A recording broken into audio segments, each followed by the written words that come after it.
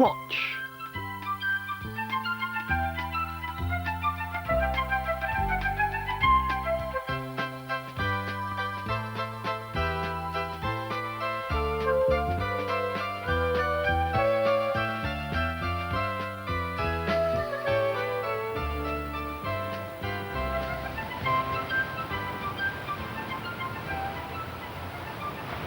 This is the life.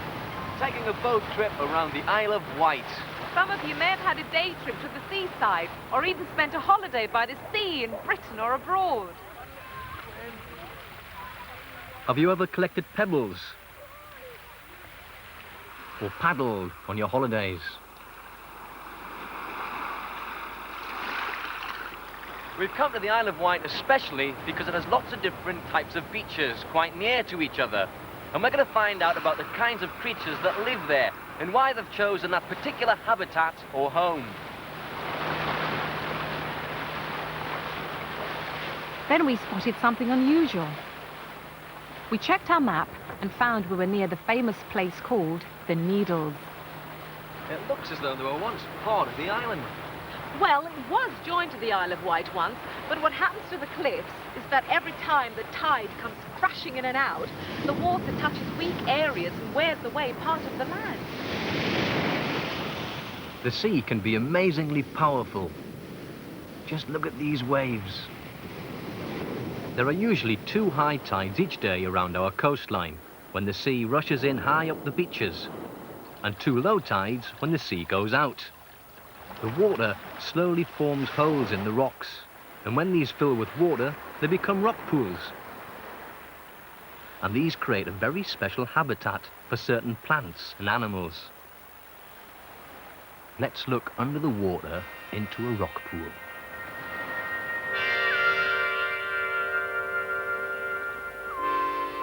Ah, what's this? How the crab moves. Off it goes to hide in the seaweed.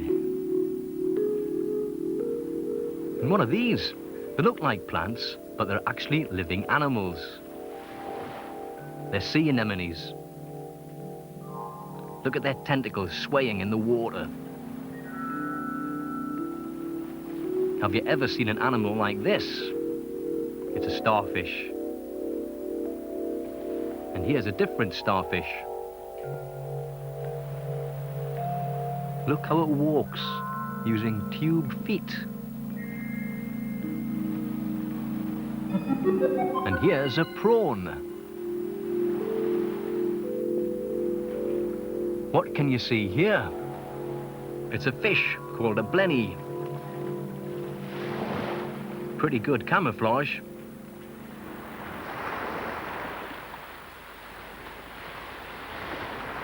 Rock pools are a good habitat for these creatures, but they can be dangerous for us. So before we go looking for anything on the beach, we have to check that we won't put ourselves in danger by getting trapped by the sea if the tide comes in.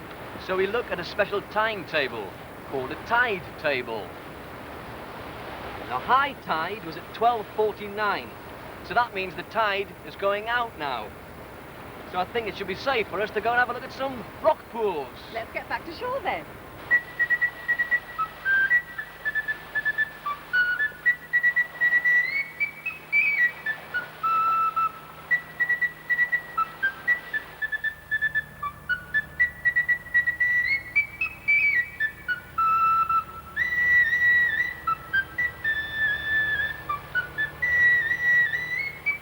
By the time we got back to shore, the tide had already gone out quite a way. And we could see the ledge with the rock pool starting to show above the water. We met up with our young friends from 9 Acres County Primary School.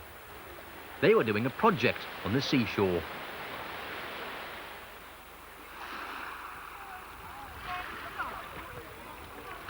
We were all wondering what we might discover. We had to be really careful where we put our feet. See what we can find in here. Right. Can you see anything? What a lot of seaweed.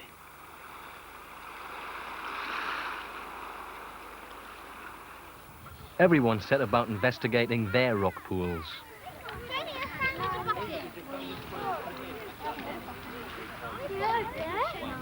Have you found anything? Yeah, you just that's it. Right. Yeah.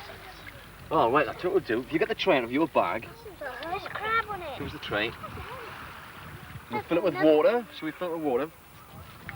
Some water in it. Then we can have a good look at the creatures. And they can be safe there, right? No, what's that? Put it back in the water then.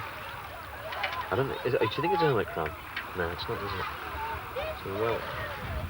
Let's hold the stick against it and measure it. And we decided we would find out the size of our rock pool. Yes, 60? Yeah. Right, from the lot, so if you record that, yes? Got that written? Good, right. Lower it. Lower? Lower. Yes? I think it. Oh, it looks like about 20. Yeah. 20. We yes? also found out how deep our pool was and wrote down the results.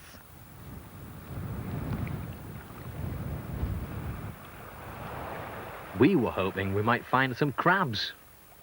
And we did. What kind of crab's that, do you know? No? Short crab.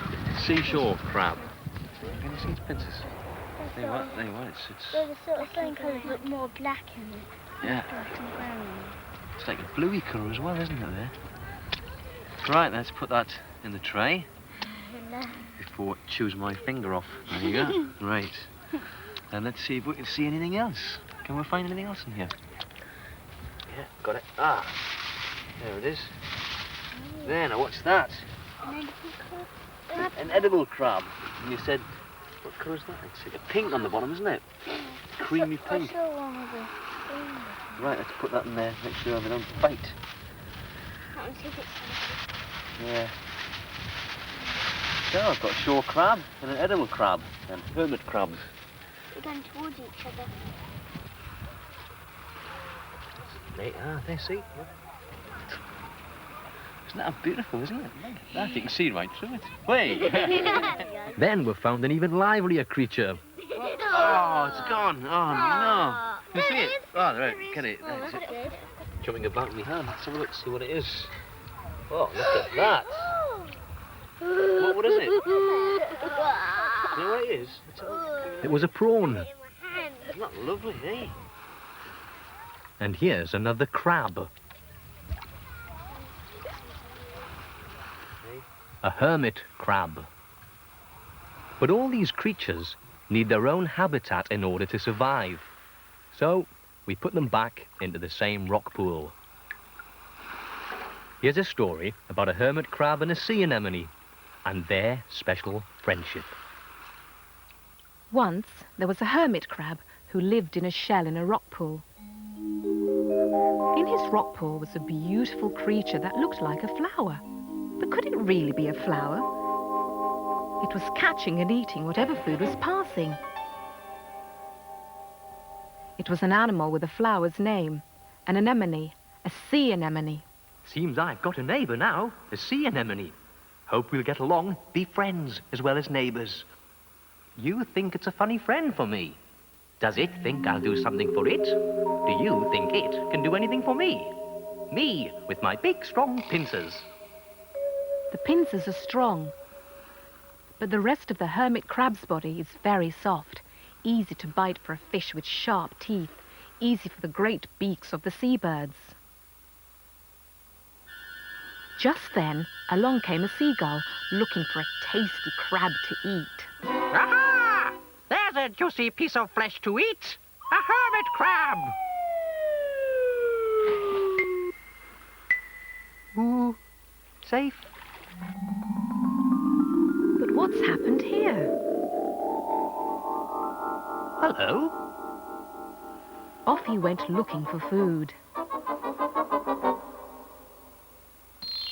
Oops, I've disturbed a small shrimp.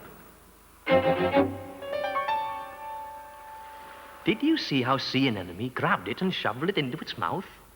Just then, a fish swam around the rock pool looking for food. Aha, a hermit crab. Well, thanks, sea anemone. Those waving tentacles of yours stung that fish. Only a touch, but it warned the fish off. You're a good neighbour and a friend, sea anemone. Oh, the tide's rolling in fast. Over we go. Over and over and over. When the water had become calm again, the hermit crab realised he'd grown too big for his shell. So he set about searching for a new shell to protect his soft body. That shell's no use. There's a broken part. Ooh, now this looks possible. It feels all right inside. Could be comfortable. Shall I move in? Shall I? Shan't I? Could I do better? Oh, wonderful. Even better size and shape.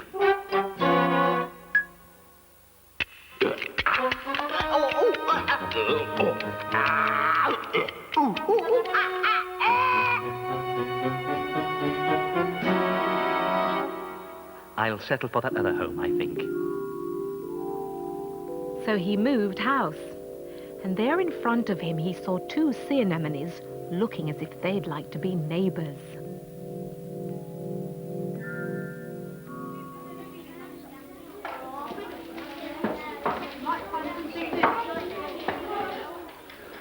It's just as well we didn't bring either of those living creatures back with us. They would have died without their proper home. And one of the things they need most is seawater. Right, what are you finding out about the seawater we've collected? Salt. It's salt. Is that right? That's what you can see there. These are the salt crystals we found after the seawater had evaporated, dried up.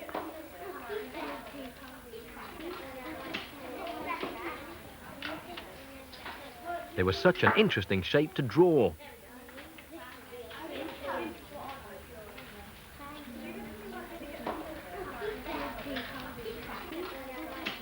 Other children in the class sorted out their rock pool findings.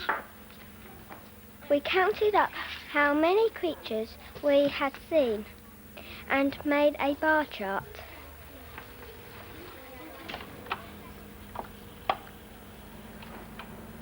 And what do you think's happening here? We did our bar graph on the computer. I'm so pleased we didn't bring the creatures on the graph back to the classroom. They need their own habitat, the rock pool. Have a look at some more rock pool animals. Goodbye.